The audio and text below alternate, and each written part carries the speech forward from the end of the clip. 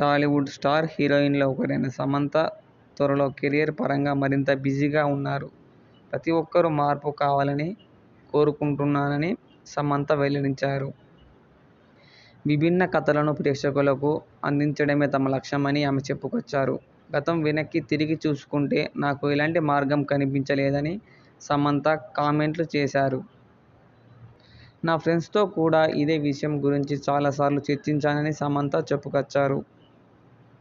గత 3 ఏళ్లుగా నేను చాలా ఇబ్బందులు ఎదుర్కొన్నానని సమంత వెల్లడించారు.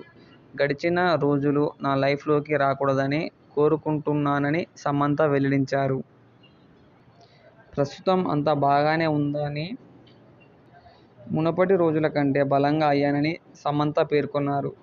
ఆ చీకటి రోజుల నుంచి బయట పడితే లైఫ్లో విజయం సాధిస్తానని సమంత చెప్పుకొచ్చారు. నాలో మంచి మార్పు రావడానికి ఆధ్యాత్మిక చింతన కారణమని సమంత కామెంట్లు చేశారు. 2021 సంవత్సరంలో చైతన్య, సమంత వివాహ బంధానికి గుడ్ బై చెప్పారు.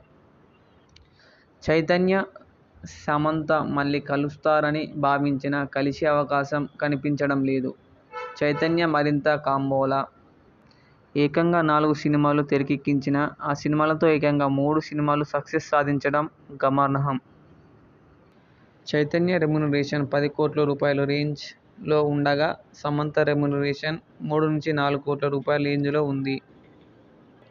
నాగచైతన్య, సమంతకు కామన్గా అభిమానించే ఫ్యాన్స్ సంఖ్య పెరుగుతోంది. చైతన్య నెక్స్ట్ లెవెల్ ప్రాజెక్టులను ఎంచుకొని కెరీర్ పరంగా సత్తా చాటుతున్నాడు.